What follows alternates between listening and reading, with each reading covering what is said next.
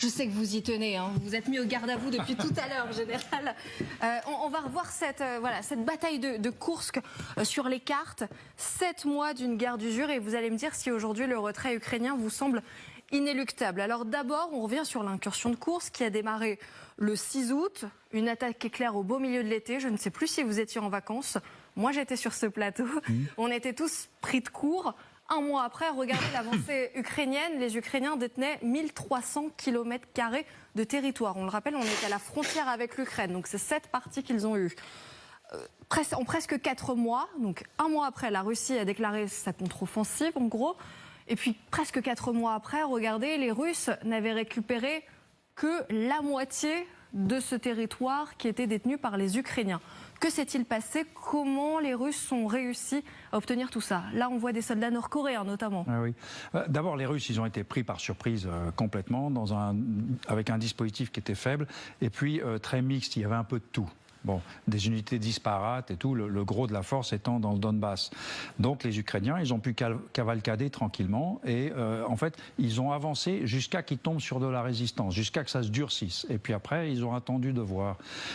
Et je pense qu'ils s'attendaient à ce que Poutine déclenche une contre-offensive massive, immédiate et tout, le but étant de soulager la pression sur le front du Donbass, en particulier à l'époque Pokrovsk. Vous vous êtes dit à ce moment-là que ça allait très vite se régler cette affaire? Très vite, oui, en quelques semaines.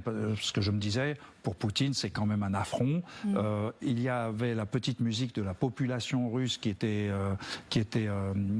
du coup déplacée. Oui. Et les gens qui disaient, début septembre, c'est la rentrée des classes. Mes enfants, ils vont dans quelle école? Bien sûr, on ne peut pas laisser des soldats ukrainiens sur le territoire. Et des gens qui étaient restés derrière sous occupation ukrainienne. Ça, c'est dangereux pour Poutine, parce que si ça s'est bien passé, c'est un mauvais signe. Vous voyez et en fait, l'armée russe, elle est restée fidèle à ses principes. En fait, le front prioritaire, c'est le Donbass.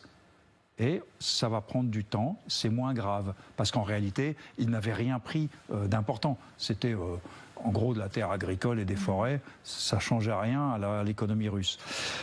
Bon, progressivement, le symbole de la présence de troupes ukrainiennes sur le sol russe, c'est quand même, ça devient de plus en plus gênant. On ne peut pas laisser enquister complètement. Donc, l'armée russe s'est donné les moyens de repartir à l'avant. Avec notamment cette arrivée de soldats nord-coréens. On va peut-être voir une image, parce qu'on a eu quelques images de ces soldats nord-coréens qui sont arrivés dans la région de Koursk. Et c'est vrai qu'ils ont été utilisés comme chair à canon, et c'est aussi ce qui a permis aux Russes d'avancer. Oui, progressivement, oui. Surtout que pour les Ukrainiens,